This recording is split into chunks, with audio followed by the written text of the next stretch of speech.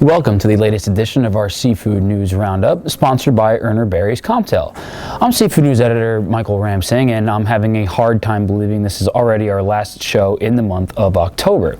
You know, October is always a special month for the industry. Alaska's crab fishing seasons get underway, as do a number of fishery management meetings across the country. The industry in the U.S. also gets to celebrate October as National Seafood Month. It's also around this time of the year that we get the latest seafood consumption stats from the annual Fisheries of the United States report, which is put out by the federal government. We'll talk all about the latest consumption findings later on in our show, but first, let's take a look at this week's top seafood company and fishery stories reported by seafoodnews.com. In some seafood company news, Gorton Seafood says there's an ongoing increase in demand to get more frozen seafood brands in retail cases across the U.S. market. The company's president and CEO, Judson Reese, said over 800 new brands of frozen seafood have tried to compete for space in retail freezers, many of them from overseas suppliers. It seems a more diverse and health-conscious middle class is driving up consumer demand for a variety of frozen seafood options in retail cases.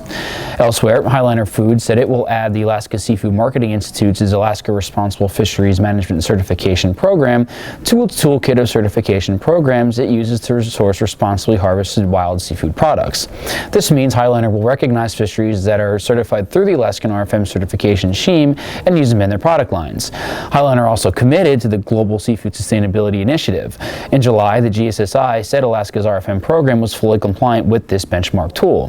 This was significant since this was the first certification program partially supported by public funding to meet the GSSI high international recognized standards. In more news out of Alaska, the state's Seafood Marketing Institute held its annual all-hands meeting in Anchorage this week. Peggy Parker reported optimism from the meeting, even though it was a tough year for the Alaskan seafood industry, given the state's budget crisis, disastrous pink salmon season, problems with pollock fillet prices, and a strong dollar that made Alaskan seafood exports painful at best. But according to the Institute's executive director, they were able to take advantage of some of the upheaval and spin it into seafood marketing opportunities. Finally, in some fishery news, shrimp landings from the Gulf of Mexico continue to fall well short of historical averages in September, which continues to support strong prices in the domestic wholesale market. Landings through September are down 10% from last year and 17% from the 5-year average for the fishery. The September shortage confirms reports from fishermen of poor landings for the month. It also represents a slowdown for the fishery that traditionally reaches peak production in the third and fourth quarter. Lack of domestic shrimp this year continues to keep wholesale market prices in most categories well above last year's levels, according to Urner Barry quotations. Remember, you can read all of these stories in their entirety with a subscription to seafoodnews.com. Now, as for our top story, federal data showed a 1 pound increase in the amount of seafood Americans ate in 2015 compared to the year prior. This was according to the Fisheries of the U.S. report, which is released each year by the National Marine Fisheries Service. According to the report, U.S. consumers increased their seafood intake to 15.5 pounds per capita. The increase was supported by a 6% increase in fresh and frozen seafood consumption and a 9% bump in the amount of canned seafood consumed by Americans in 2015. Shrimp was easily the most consumed seafood item at 4 pounds per capita. The figure was actually unchanged from 2014 figures, but the static consumption pattern isn't very surprising. Even though total shrimp imports to the U.S. market fell just shy of an all-time record in 2015, the year-over-year increase was just about a 3% increase from 2014 levels.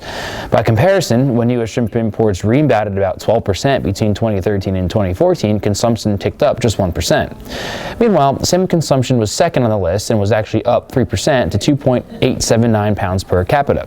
Tuna, tilapia, and Alaska pollock rounded out the top 5 most consumed species.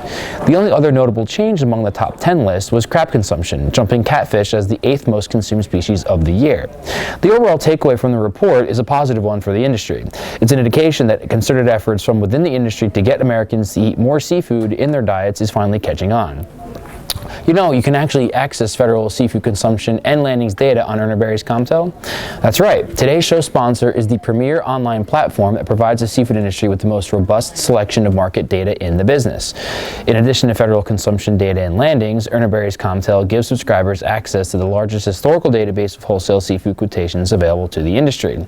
Customers also take advantage of powerful charting tools and market notifications that help them make smarter decisions every day.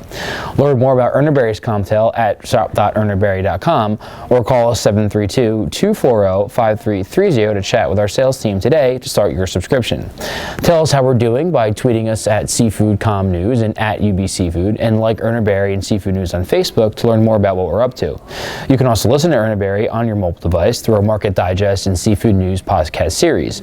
Just search Urner Berry or Seafood News on SoundCloud, iTunes, or Google Play to hear in-depth interviews and reports straight from our expert staff.